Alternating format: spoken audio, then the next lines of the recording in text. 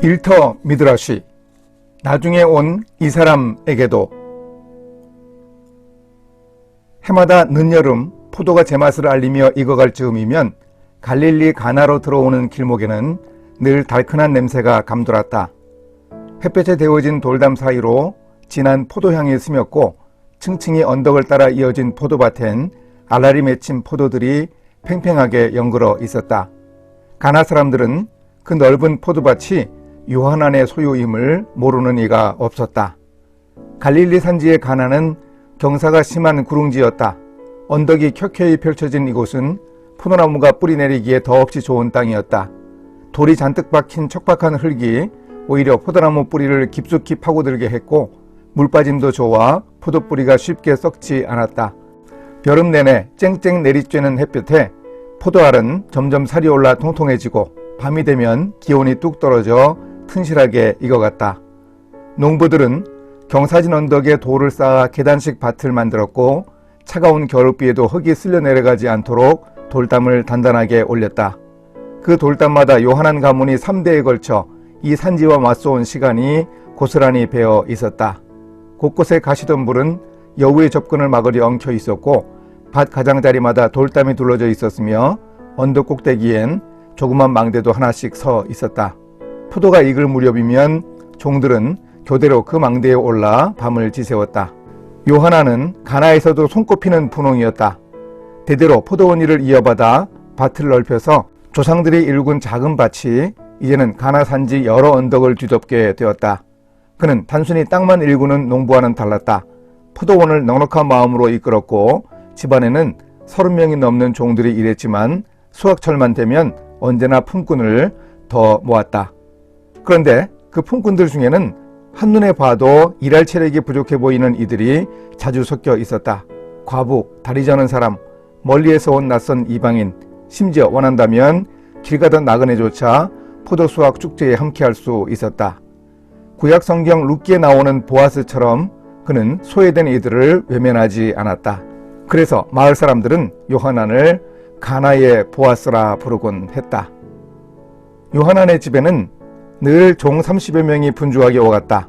새벽이면 안뜰에 모두 모여섰고 남자들 뒤로는 여인들이, 아이들은 졸린 눈을 비비며 그 곁에 바짝 붙어서 있었다. 요하난은 한 사람 한 사람을 조용히 둘러봤다. 오늘은 동쪽 밭이랑 언덕 위 작은 밭으로 간다.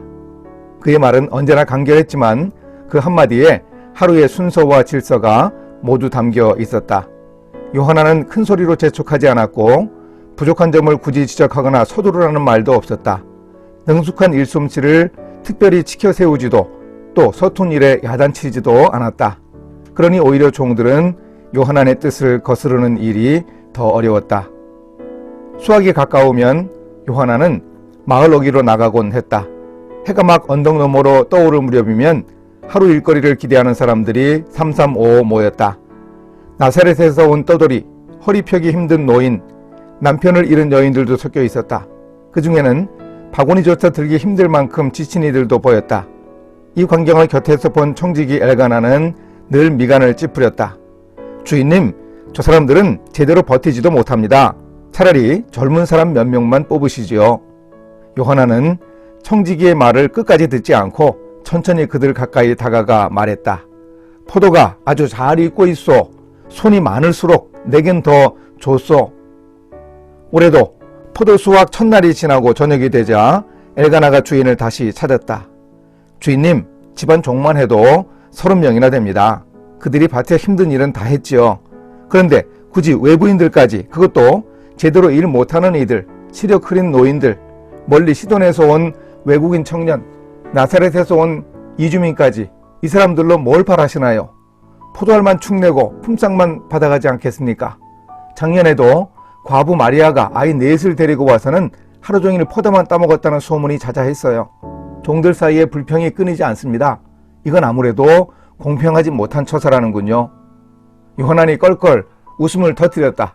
공정함을 찾으려면 법정에나 가보게. 여긴 내 포도원이야. 내 포도원에선 능력보다 사람들의 사정이 더 중요하지. 아이를 등에 업고 일하는 과부가 저녁 무렵 받아가는 포도 한 바구니, 그게 그 집의 숨줄 아니겠나. 다리가 불편한 노인에게 하루치 일거리가 주는 기쁨도 자기 손으로 살아있음을 증명케 하니 의미가 크지 않겠어? 요한안이 바라던 바 그대로 수확철이 오자 포도원은 시장바닥 못지않게 북적였고 군데군데서는 웃음과 노랫소리, 농담이 뒤섞여 흘렀다. 요한안은 직접 밭으로 내려가 지지대를 따라 하늘로 뻗은 포도동굴 사이를 이리저리 누비며 일꾼들의 모습을 두루 살폈다. 이보게, 시돈에서 온 친구, 등짐 너무 빼곡히 매지 말게나. 여기는 로마 군대가 아니네. 그 어깨 망가뜨리면 내일 이 탐스러운 포도는 누가 옮기겠나. 느긋하게 해도 괜찮으니 너무 애쓰지 말게. 포도원 한켠 낮은 돌담 위에는 다리가 불편한 노인이 조용히 앉아 잘 익은 포도를 주섬주섬 바구니에 담고 있었다. 아래 산기슭 포도나무 그늘 아래선 어린아이들이 작은 바구니를 끼고 땅에 떨어진 나달들을 줍고 다녔고 그들의 손과 팔에는 포도즙이 자주색 물감처럼 번졌다. 수확이 시작된 지 일주일쯤 되었을 무렵이었다. 해가 저물고 포도즙 틀에서 짜낸 신선한 포도액이 발효되며 퍼지는 시큼하고도 달콤한 냄새가 마을을 살짝 감쌀 즈음 청지기 엘가나가 다시 요한안을 찾았다. 주인님, 혹시 소문 들으셨습니까? 1년쯤 전에 아랫마을 이트라 어른댁 아들 혼인잔치에 들렀던 그 목수의 아들 예수 말입니다. 지금은 랍비가 되어 갈릴리며 유대 땅까지 두루 다니면서 세상을 뒤흔들고 있답니다. 요한안은 손에 묻은 흙을 조심스레 털며 지난 기억을 더듬었다. 그래, 그 청년 예수, 눈에 뭔가 날카롭고 기민한 빛이 서려 있었지. 포도 수확 전이라 동네에 포도주도 모자랄 무렵 우리 집 포도주를 찾기도 전에 물을 포도주로 바꿔주는 기적을 행한 게 바로 그 예수였지. 엘가나가 고개를 끄덕이며 덧붙였다. 그런데 신기하게도 그 예수라는 선지자가 전하는 말씀이 주인님과 참 닮았습니다. 세상에선 먼저 온 사람이 다 가져간다고 하지만 그분은 마지막에 온 사람이 먼저 될 거라네요. 주인님이 일솜씨 서툰 품꾼들에게도 인심 후하게 대하시는 것처럼요. 요한안은 젖은 손을 옷자락에 닦으며 잠시 밤하늘을 올려다 보았다. 서쪽에서 스며온 산들바람이 포도나무에 메말라가는 잎들을 살짝살짝 흔들었다. 엘가나, 나라고 대단한 진리를 아는 것도 아니네. 그저 이 땅이 내 것이 아니라는 것만 알고 있지. 포도나무도 흙도 나도 결국은 하나님의 것. 나는 잠깐 맡은 것뿐이야. 우리 집 청지기인 자네가 내 곁에서 농사와 살림을 돌보는 것과 다를 게 없어. 그러니 주인 되시는 분의 뜻을 따라 연약한 이들과 이 땅의 열매를 나누는 게 나로선 당연할 뿐이지. 요한안은 내일 새벽 다시 마을러기로 나갈 준비를 하며 등불을 껐다. 그해 가나의 보아스 요한안의 포도원은 놀라운 풍작을 거두었다. 하지만 진짜 가득 찬 것은 포도주 틀이 아니라 마을 가장들의 가슴이었으리라. 과부도 홀로 된 노인도 객지 노동자도 심지어 어린아이들도 각자 한 몫을 하며 일자리를 얻었다. 절망하던 이들은 그 몇 주간 향기롭고 달콤한 포도를 수확하며 마음껏 하나님 나라를 누릴 수 있었다. 갈릴리 곳곳 시장 바닥에선 요한안의 포도원 이야기가 마치 전설처럼 전해졌다. 내년에는 꼭 가나의 요한안네 포도원에 가보게. 그 집 망대가 높아서 우리 같은 가난한 이를 제일 먼저 발견해 준다더군. 산들바람을 타고 가나의 보아스 요한안의 이야기는 동쪽으로도 남쪽으로도 씨앗처럼 날아갔다. 갈릴리를 떠난 지도 여러 날이 흘렀다. 동행들의 걸음엔 알 수 없는 긴장이 서려 있었고 예수는 묵묵히 앞장섰다.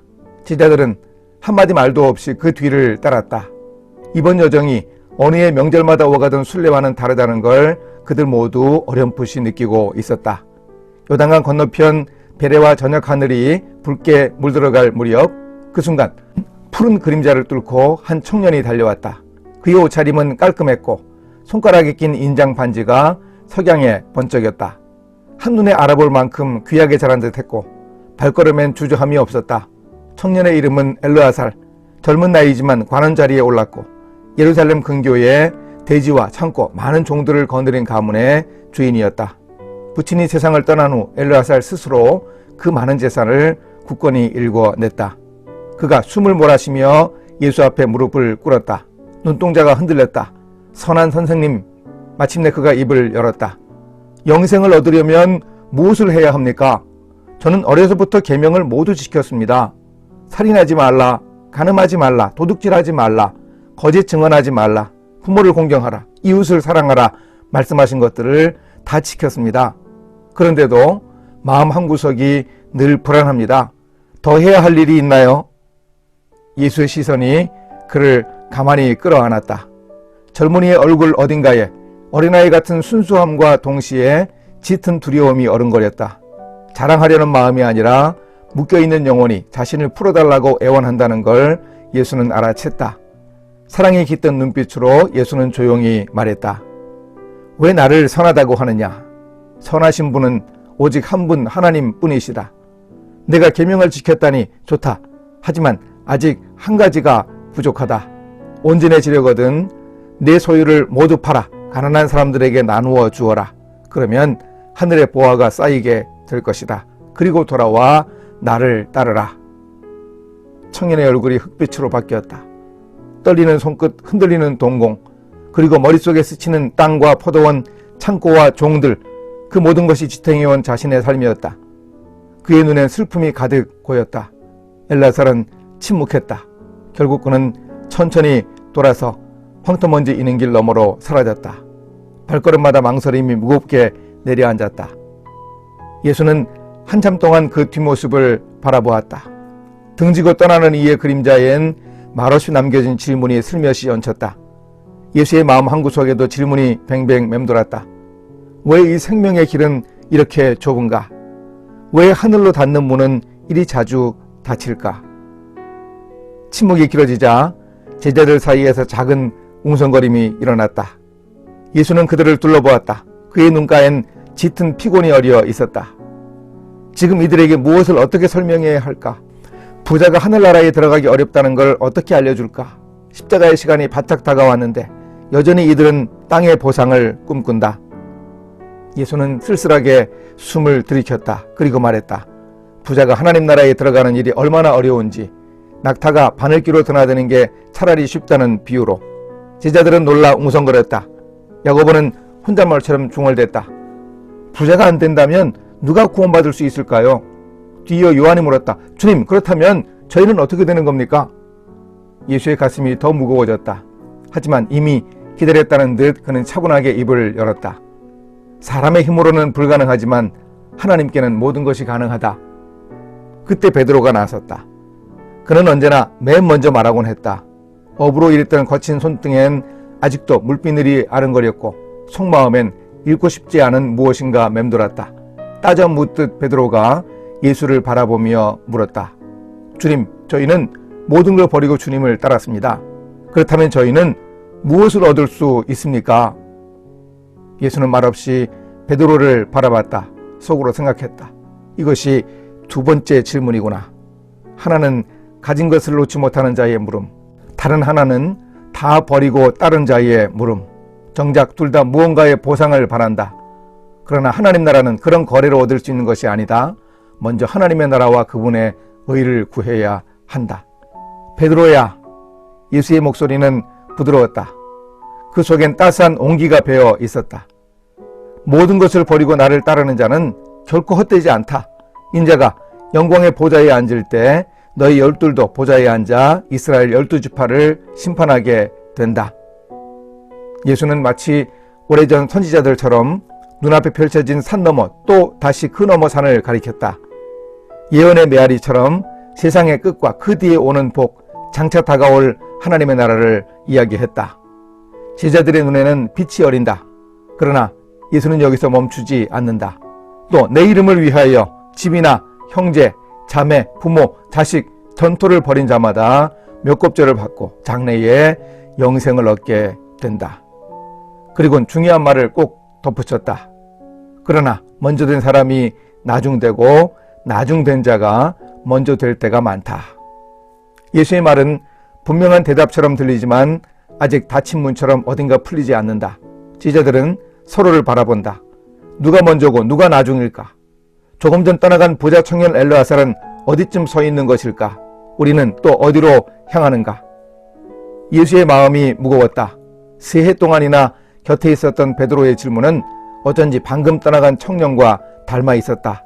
한 사람은 결코 떠나지 못해 물었고 다른 한 사람은 이미 떠났기에 또 묻는다. 결국 둘의 물음은 한 곳을 향한다. 마음 밑바닥의 탐욕. 예수는 잠시 베드로를 바라보았다. 그는 분명 떠나왔지만 그 손마저 완전히 펴놓은 것은 아니었다. 예수의 가슴에 흔들림이 스친다. 이런 질문들 사이에서 어떻게 하나님 나라를 이야기해야 할지, 십자가가 가까워질수록 말은 오히려 더 분명하고 온전히 닿아야 했기에 예수의 머릿속에도 짧은 물음이 맴돌았다. 어떻게 풀어주면 좋을까? 예수는 또다시 걸음을 내딛었다. 그의 앞에는 예루살렘이 기다리고 있었고 그 끝에는 십자가의 그림자가 짙게 드리웠다. 두 질문이 등 뒤로 흩어지며 예수는 그 답을 준비하고 있었다. 그리고 그 대답은 이미 갈릴리 어딘가 작은 포도밭 이야기로 천천히 익어가는 중이었다. 베드로는 자신이 던진 질문이 그저 궁금해서가 아니라 계산에서 비롯된 것임을 잘 알고 있었다. 믿음의 말을 입에 올렸지만 속에서는 불안한 마음이 뒤엉켜 있었다. 모든 것을 버렸다는 고백 뒤에는 무언가 꼭 받고 싶다는 기대가 무겁게 매달려 있었다. 예수께서 말씀을 시작하시던 순간 베드로는 알아차렸다. 이 이야기는 어쩌면 자기 욕심을 향한 따끔한 지적이라는 것을.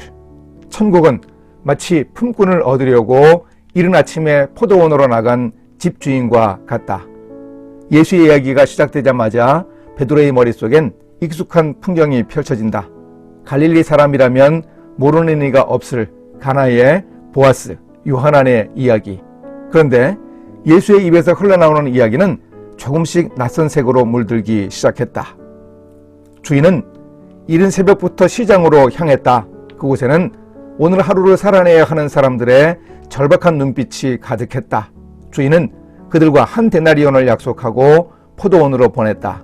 그러나 그의 마음은 이미 포도원 담장 너머까지 다 있었다.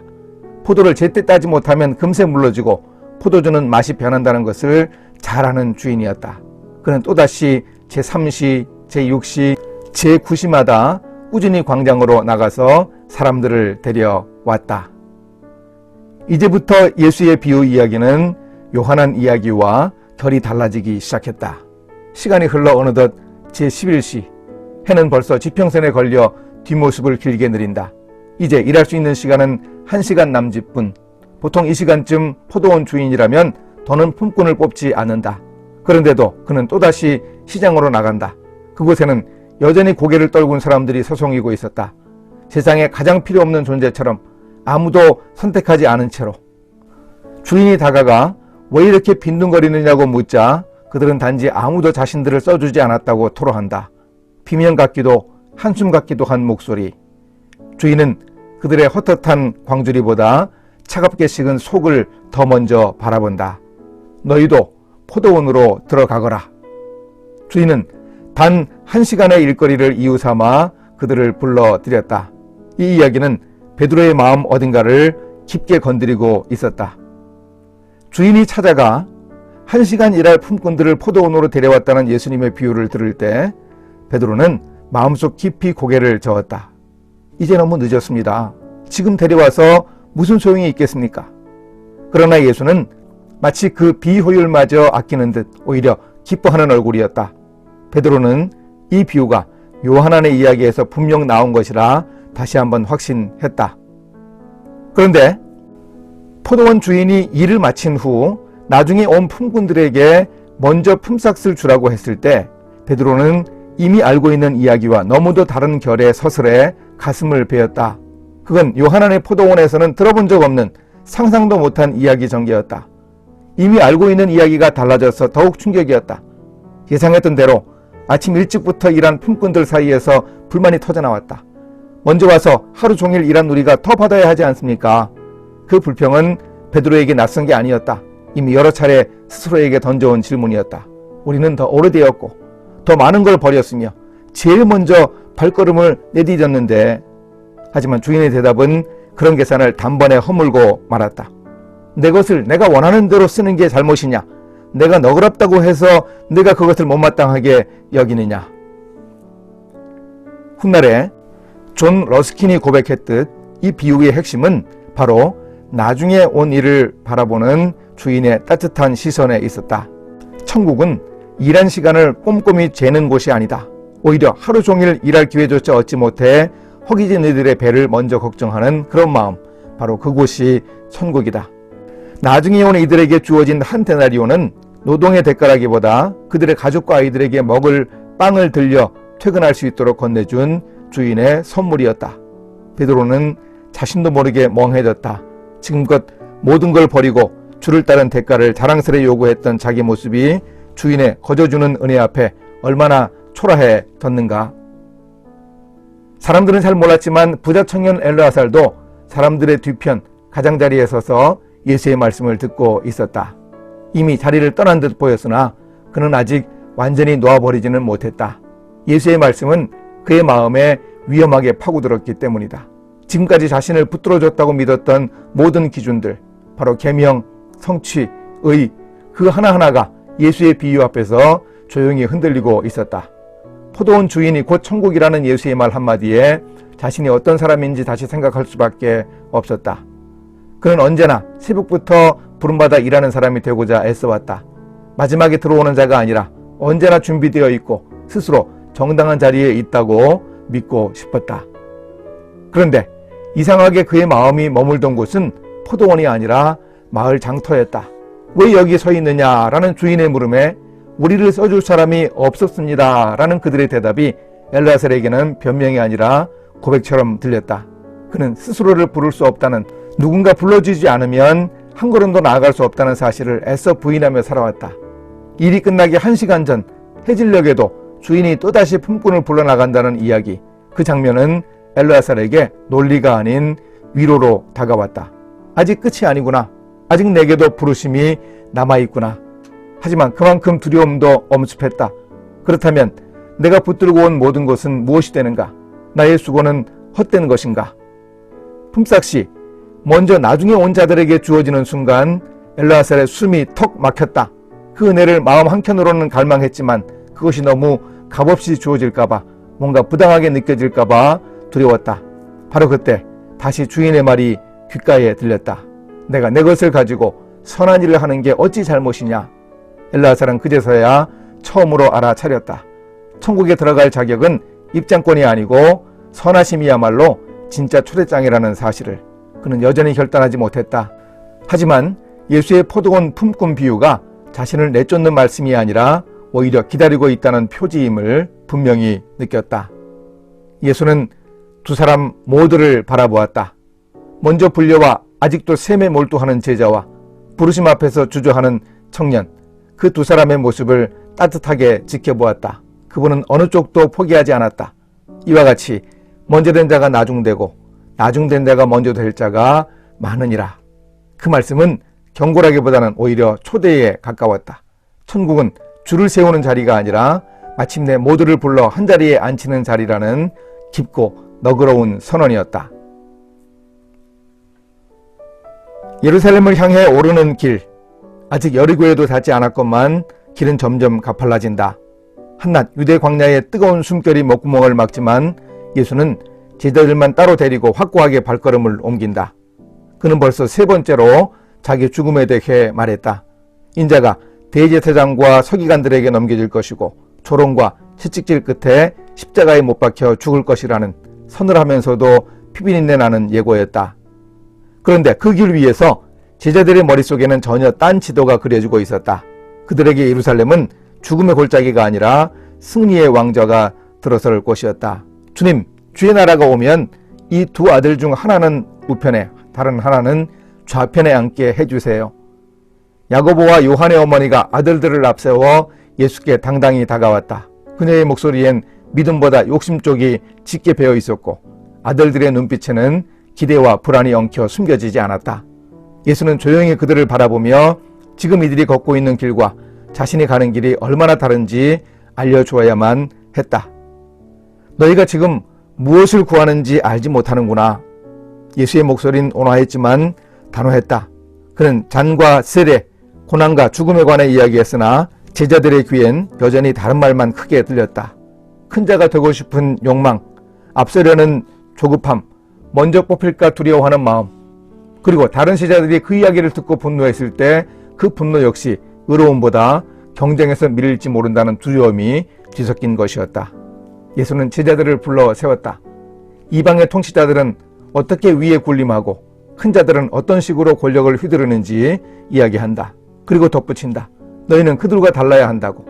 크고자 하는 자는 섬기는 자가 되어야 하며 으뜸이 되고 싶은 자는 모두의 종이 되어야 하는 법이라고.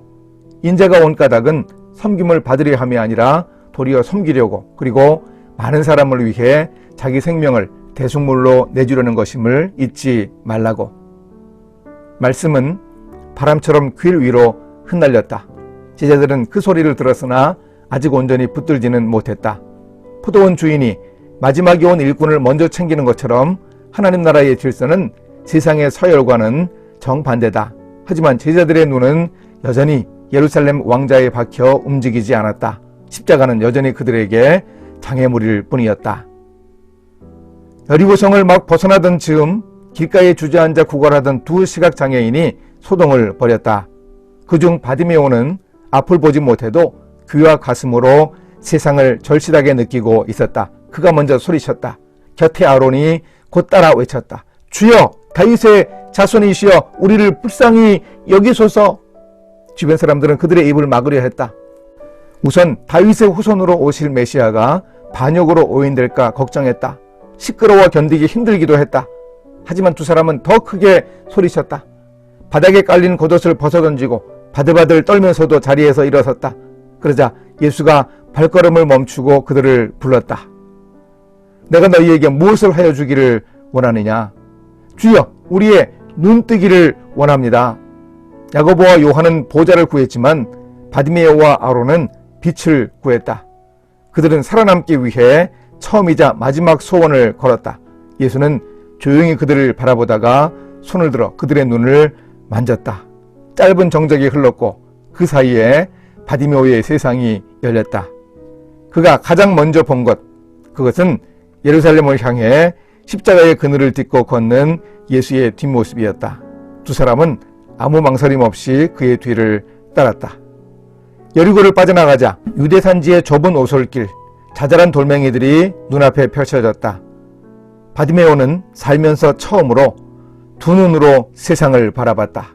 늘 어둠 속에서 소리와 냄새로 짐작하던 풍경이 부드러운 빗살 아래 또렷하게 드러났다. 푸른 하늘, 황토 흙먼지, 저 멀리 구름 위에 흔들리는 올리브나무, 그 모든 것이 경이로웠다. 곁에는 동료 아론이 깊은 호흡을 하며 걸었다. 그는 바디메오처럼 어둠을 걷어낸 사람, 여리고에서 함께 구걸하던 운명 공동체였다.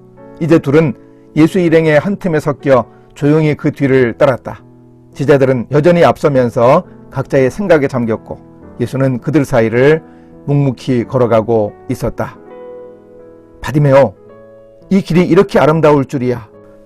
아론이 숨을 몰아쉬며 띄엄띄엄 말을 이었다. 눈가엔 금세 이슬이 맺혔다. 아직 익숙해질 새 없이 다가오는 햇살 앞에 그는 손을 들어 눈을 가렸다. 늘 한자리에 앉아만 있었는데 이렇게 걷는다는 게 참 좋아. 먼지 냄새가 이렇게 짙게 맡아질 줄 몰랐고 바람소리가 이렇게 귀에 와닿을 줄도 몰랐어. 이제 눈으로 뭐든 볼 수 있으니 마치 세상에 다시 태어난 것 같아. 저기 산등성에 올리브 나뭇잎 반짝이는 거 보여? 바디메오가 조용히 웃었다. 이제 그의 손엔 지팡이가 들려있지 않았다. 아론, 나도 마찬가지야.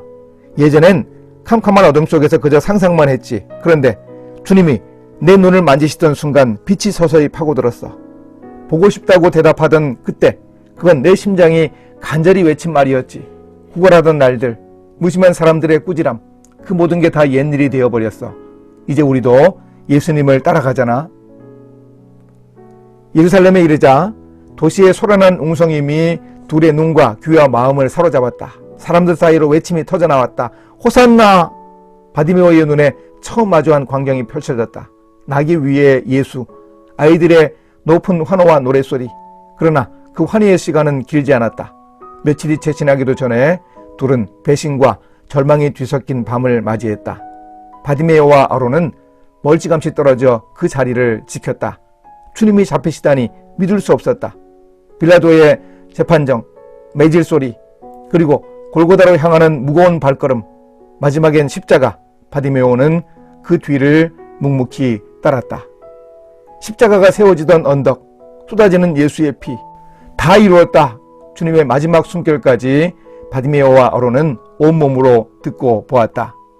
아론이 떨리는 목소리로 속삭였다. 바디메오, 주님이 정말 죽으셨어. 그런데 우리는 왜 끝까지 따라온 걸까? 제자들은 다 도망쳤는데. 아론, 아직 끝난 게 아니야. 우리에겐 믿음이 필요해. 그분이 사흘 만에 살아난다고 하셨잖아. 우린 그 약속을 믿어야 해. 우리의 두 눈이 뜨이고 새 생명을 얻은 것을 잊지 말자. 그리고 무덤의 돌문이 열린 아침, 예수 부활의 소문이 온 예루살렘을 휘둘던 그때 바디메오는 새로 얻은 두 눈으로 부활하신 주님을 똑똑히 바라보았다. 석양에 사그라드는 예루살렘 거리, 눈을 뜬 제자 바디메오가 말없이 부활하신 주님의 발자국을 따랐다. 그의 걸음은 더 이상 구걸하는 이의 발자국이 아니라 빛을 품은 제자의 발길이었다. 포도원의 문은 지금도 활짝 열려 있다. 주인은 여전히 장터 한 구석에서 마지막 남은 누군가를 기다리고 있다. 나중에 온 이 사람에게 너와 같이 주는 것이 내 뜻이다. 이처럼 나중된 자가 먼저 되고 먼저 된 자가 나중 되리라.